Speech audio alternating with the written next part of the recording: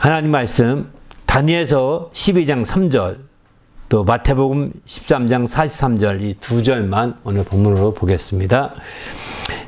지혜 있는 자는 궁창의 빛과 같이 빛날 것이요 많은 사람을 옳은 대로 돌아오게 한 자는 별과 같이 영원토록 비추리라. 그때의 의인들은 자기 아버지 나라에서 해와 같이 빛나리라. 귀 있는 자는 들으라. 아멘. 이제 더덕의 일생 9번째로 나누고자 하는 것은 더덕의 꽃 중에서도 꽃받침에 대해서 나누려고 합니다. 꽃이 있고 꽃받침 있죠.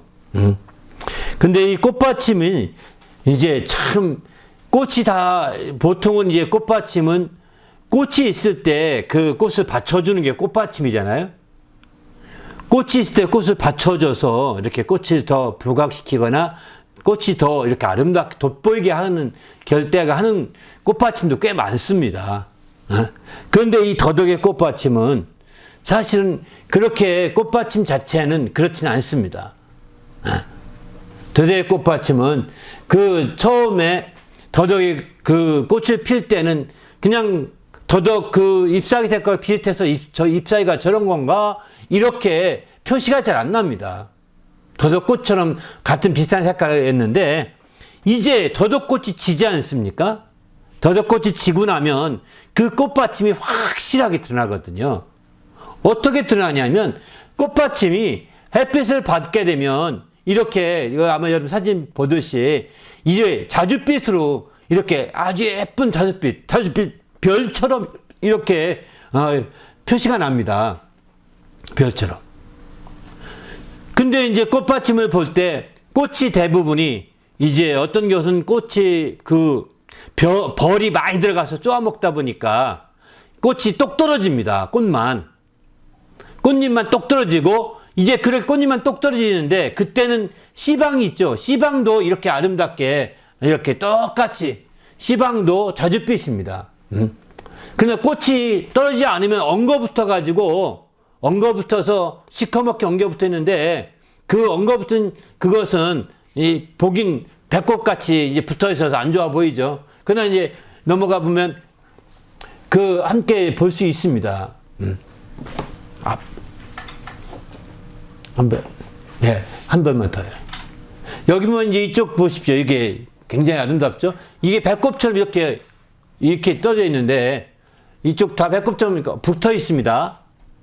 근데 이 아래 거는 이제 다 떨어진 경우에는 저렇게 아름답게 씨방까지도 이렇게 정말 빛납니다. 그러나 이제 그늘 속에 있는 그 꽃받침이나 그늘 속에 있는 이것은 저런 색이 아닙니다. 그늘이 지면 그냥 그 단풍들이 누런색으로 그냥 변해 있더라고요. 그러나 햇빛을 많이 보면 저렇게 변해 있는 거 보면서 야, 더덕은 신기하다. 어쩌면 다른 것들은요, 꽃이 지면 꽃잎까지 함께 져서 금방 사라져 버리거든요. 꽃받침도요. 근데 더덕은 이 꽃받침이 오히려 꽃필 때 꽃보다 더 예쁩니다. 저 보십시오. 가을에 더덕은 꽃보다 더 예쁘다니까요. 관심이 없어서 그렇지 실제 저는 더덕을 키우면서 꽃보다 꽃받침이 더 예쁘다. 씨방과 함께 어울린 저 모습이 보십시오. 주위에 노란 단풍 든 더덕 잎사귀랑 어울려서 굉장히 예쁘지 않습니까? 이렇게 실제로 더덕 꽃받침은요, 이제 꽃필 때는 그렇게 색깔이 연두색 비슷해서 연한 초록색이어서 이제 그냥 눈에 띄지 않지만, 그러나 이제 꽃이 벌들이 뚝 떨어지기도 하고 안 떨어지면 그냥 거기 엉겨붙는데 그래도 꽃받침만큼은 아주 자줏빛으로 쫙 물들어요. 이렇게. 참 저거 보면서 여기서도 덕에 대한 생각을 좀 해보게 되는 거죠. 별과 같이 별처럼 이렇게 자줏빛 별처럼 이렇게 된다는 것 자체가 이제 알다시피 별이라는 것은 우리가 별빛을 본 것은 그 많은 시간이 걸려서 별빛을 보는 거잖아요. 지금 초신성의 별빛을 볼 수가 없는 겁니다. 지금 현재 일어난 초신성을 이제 그게 우리에 도착하려면 몇백만 관년이 걸릴지 모릅니다. 그 많은 시간을 지나서 지금 우리가 관찰하고 있는 별은 벌써 그 많은 시간을 달려온 그 별빛이죠. 이런 것처럼 마찬가지로 별처럼이라는 걸 생각해 볼 때 오랫동안 이렇게 해서 이렇게 아름다운 덕을 드러낸다 이런 생각이 들더라고요. 바로 더덕을 통해서 우리가 더 덕을 세우려면 이 꽃받침에서 비유를 통해 배웠으면 합니다. 그 아름다움은 바로 이제 꽃이 아름다움이 끝이 아니라 그 이유가 더 아름답다는 것입니다. 그 이전 못지않게 아름답다는 것입니다. 여러분 목련꽃 여러분 좋아하시죠? 요즘에 목련이 필 때 뭐 김포가 서울이 됩니다. 누가 이랬다고 유명한 목련꽃입니다. 그런데 정치인들이 그 말 때문에 아주 이슈가 있었죠. 지난번 총선 때.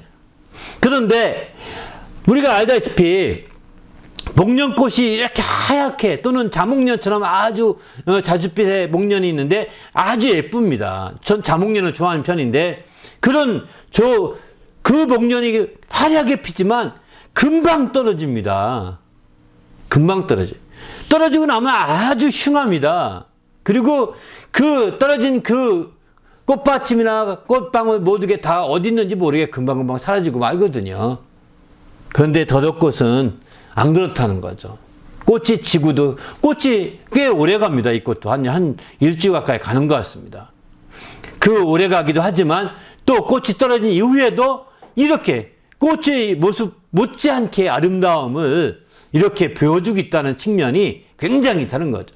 이런 측면에서 우리가 여기서 배워야 될 것은 덕을 세우는데 덕이라는 것은 덕을 세울 때도 아름다워야 되지만 덕을 세운 이후에 더 빛나야 된다는 것입니다.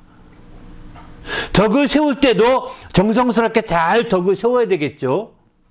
성실하게 잘 덕을 세워야 되겠죠.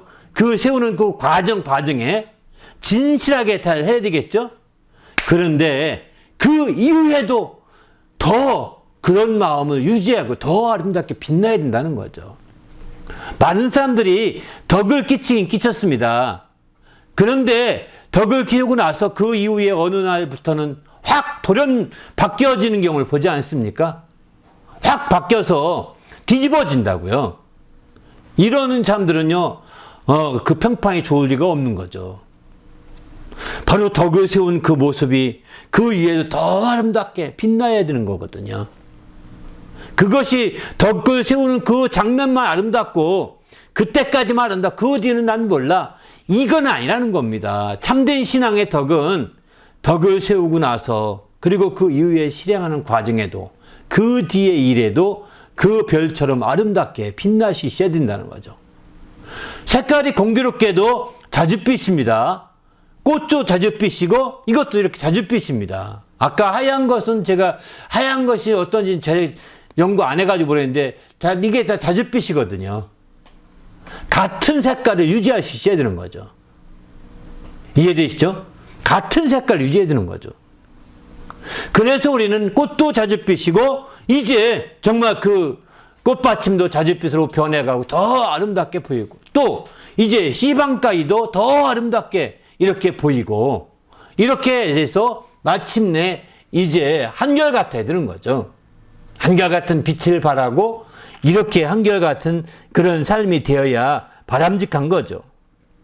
이렇게 된 것처럼 우리 신앙도 마찬가지라 이겁니다. 우리 신앙의 덕도 이제 덕을 세울 때만 아주 반짝해서 잘 세우고 이 사람 정치하는 거에 불과한 겁니다. 정치하는 것 같이 하지 말고 그 이후에 똑같이 빛나야 되겠다는 거죠. 그 위에 더 아름답게 빛나야 되겠다는 거죠.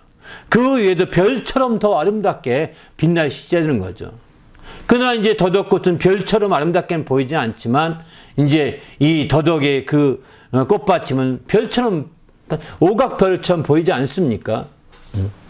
그러기에 우린 주님 안에서 우리가 이런 정말 덕이 참된 덕이라고 한다면 이렇게 변함없이 한결같은 빛깔을 한결같이 나타내 주셔야 된다는 것을 우리가 알 수 있는 것이고 이렇게 되려면 이게 오래되면 오래될수록 더 좋다는 것입니다. 오각별은 별빛은 오래될수록 더 큰 빛을 보여주지 않습니까? 정말 오래 참은 가운데 이런 빛이 이루어지는 거죠. 그래서 이 더덕에 대해서 좀 더 진지하게, 이 꽃 폈으니까 필요 없어, 이렇게 하지 마시고, 오랫동안 이렇게 설이 내릴 때까지도 이렇게 봐놓으면 굉장히 아름답게 보일 수 있어요. 나중에 설이 내리고 나서, 나중에 설이 내리고 나도 또 아름답습니다. 또 잎은 떨어지지만, 이제 나중에 그 백골 위로 이제 눈이 쌓여서 멋진 아름다운 설경도 보여줍니다. 멋진 설경도. 이렇게 다른 것들은요, 그런 게 부족하거든요. 나무에 아름다운 설경이 없는데 여기는 진짜 아름답게 설경도 이렇게 맺히더라고요. 왜냐면 저런 모습이나 시방이나 모습이 그대로 있기 때문에 눈꽃이 거의 피거든요. 그렇게 해서 마침내 아름답게 되는 것처럼 이제 더덕은 되게 일부러 더덕의 일생이라고 표현을 쓴 것처럼 더덕은 처음부터 끝까지 정말 덕을 유지하고 있고 덕을 발전시키고 있는 거죠. 그래서 우리가 믿음 안에서 이 더덕을 통해 더 덕을 세우자 하는데 초점을 두고 있습니다. 오늘 여기 이제 읽은 다니엘서 12장 3절을 보게 되면 지혜 있는 자는 궁창의 빛과 같이 빛날 것이요 많은 사람을 옳은 대로 돌아오게 한 자는 별과 같이 영원토록 비치리라 이렇게 말씀했습니다. 사실 오각별 생각이 나서 이 다니엘서 말씀을 이렇게 선정했는데요. 다른 사람을 옳은 대로 돌아오게 한 자 이렇게 표현하죠. 이게 덕을 끼쳐진 자가 다 정말 옳은 대로 돌아오게 하는 자들이거든요. 덕을 끼치는 것 중에 최고의 덕은 옳은 대로 돌아오게 하는 것입니다. 최고의 덕은 바로 주님의 그 아름다운 덕이 바로 옳은 대로 돌아오게 한 덕이거든요.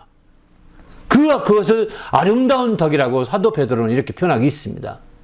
우리도 그것을 전해서 옳은 대로 돌아오게 하는 거죠. 그럴 때에 신앙에 참된 덕을 끼칠 수가 있는 거죠. 그렇지 아니하고 인간적인 덕을 세우는 것으로 만족할 수는 없다는 것입니다. 인간적인 덕을 끼쳐서 좀 더 구제할 수도 있고 인간적인 덕을 끼쳐서 은혜를 끼칠 수 있어요. 이렇게 덕을 베풀 수 있습니다.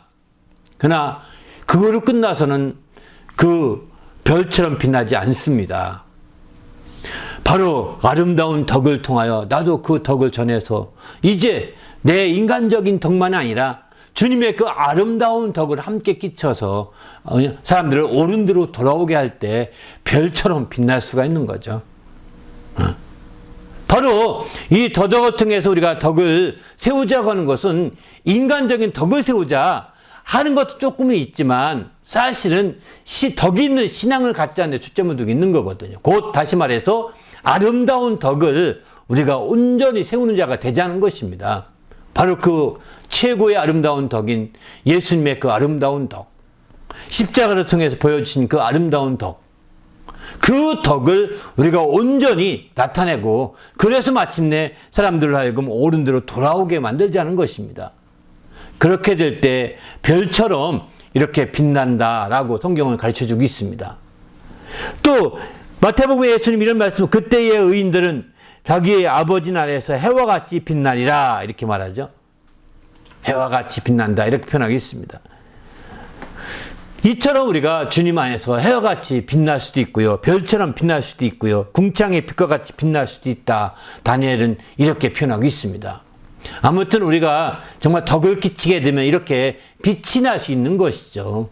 이건 가리울 수 없습니다. 아무도 가리울 수가 없는 거예요. 이렇게 되기 위해서는 우리가 가장 중요한 것이 이제 한결 같아야 된다. 히브리서 13장 7절 8절 말씀처럼 이제 어제나 오늘이나 영원토록 동일한 예수님처럼 우리도 한결 같아야 된다. 이런 생각이 듭니다. 그런 말씀이 먼저 생각해 봐야 될 것 같고요. 더 나아가서는 이제 이렇게 별처럼 빛나기 위해서는 오래 참아야 된다는 거예요. 그냥 하루아침에 뚝딱 되지 않습니다. 한두 번 덕을 세워서 뚝딱 되는 것이 아닙니다. 꾸준히 지속적으로 하는 거죠. 한두 번 해서 아닙니다. 여러분 농사 한 번 져가지고 잘했다 해서 역시 농사죠. 아닙니다. 꾸준히 잘해야 되는 거예요. 덕이라는 것은요, 꾸준히 오래 참은 가운데 잘하는 것이지 그냥 한두 번, 서너 번, 몇 번 했다고 해서 되는 것이 아니라는 것입니다. 그래서 데살로니가전서 5장 13절 보면 이렇게 말합니다. 모든 사람에 대해 오래 참으라. 마음이 약한 자들을 격려하고 힘이 없는 자들을 붙들어주며 모든 사람에 대해서 오래 참으라. 이렇게 말하고 있습니다. 이렇게 해서 오래 참으면서 그들에게 덕을 끼치는 거죠.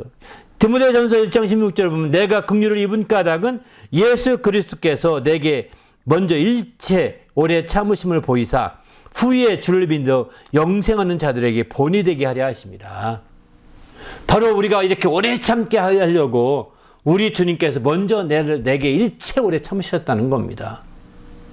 그래서 내가 나에 대해서 먼저 오래 참으셔서 나를 참아주셔서 나를 키워주시고 이렇게 성장하게 해주시고 그렇게 한 결과 이제 본이 되게 하려고 하신 거라는 겁니다. 예수 믿어 영생 얻는 자들에게 내가 본이 되게 하려고. 바로 덕을 끼쳐 본이 되는 거거든요. 덕을 끼치지 못하면 보이지 못합니다. 이렇게 하기 위해서 주님이 일체 오래 참으셨다는 거예요. 나에 대해서. 여러분에 대해서도 일체 오래 참으신 주님을 우리는 잊어서는 안 됩니다. 주님의 정말 이와 같은 주의 모든 약속들은 우리가 끝까지 붙들고 누려주시고 오래 참으시기를 부탁드립니다. 할렐루야. 그래서 우리가 주의 약속은 베드로 후서 3장 9절 이렇게 말합니다. 주의 약속은 어떤 이들이 더디다고 생각하는 것 같이 더딘 것이 아니라 오직 주께서는 너희에 대해서 오래 참으사 아무도 멸망치 아니하고 다 회개하게 이르기를 원하시느니라. 이렇게 말합니다. 바로 주의 약속은 더디다고 생각하지 말라는 겁니다. 오래 참아야 된다는 겁니다. 정말 오래 참음으로 이 덕을 더 끼칠 수 있는 거예요. 그냥 우리가 오래 참지 않게 되면 얼마나 조급한 사람들이 그냥 탁 이렇게 하지 않습니까? 네. 정말 오래 참음으로 덕을 끼칠 수 있도록 철저히 인도해 달라고 우리가 함께 기도했으면 합니다. 무엇보다 철저하게 이제 별처럼 별이 빛을 봤다는 것은 그만큼 오랫동안 시간이 걸려 왔다는 것을 의미합니다. 더덕이 별처럼 이렇게 아름답게 별처럼 보인다는 것 자체가 우리에게 오래 참음을 상징하는 것이기도 하는 거죠. 우리 모두가 이렇게 오래 참아서 주님 앞에 늘 깨어있는 성도가 됨으로 말미암아 하나님 앞에 귀하게 쓰임받길 바랍니다. 주님의 아름다운 덕도 이런 오래 참음을 세운 덕이거든요. 그래서 베드로 후서 3장 15절은 주의 오래 참으심이 구원이 된 줄 여기라 이렇게까지 말씀합니다. 아름다운 덕이 바로 이것이잖아요. 주님의 오래 참으심 우리의 구원이 된 줄을 알라는 겁니다. 그러니까 주님의 아름다운 덕도 이 오래 참음으로 그 빛을 보기 시작한 거죠. 우리도 마찬가지로 여러분이 어떤 덕을 세우고 있습니까? 오래 참으십시오. 그러면 당신도 정말 별처럼 빛날 것입니다. 할렐루야. 그 덕이 정말 이제 덕을 세워봤자 소용없어 이렇게 톡 까먹지 마시고 이렇게 해봤자 소용없어 톡 까먹지 마시고 정말 오래 참으셔서 그 일을 꾸준히 오래 참을 덕스럽게 여러분이 실행하시게 되면 어느 날 여러분의 그 꽃받침이 여러분의 꽃을 피워 덕을 세울 때 꽃을 세웠던 그 꽃받침이 이제 덕의 그 아름다운 그 색깔로 확실하게 변해 있어서 정말 별처럼 환하게 빛나게 될 것입니다. 이런 놀라운 우리가 덕을 세우는 일생이 되게 해달라고 오늘 말씀 생각하며 간절히 합심해서 기도하겠습니다.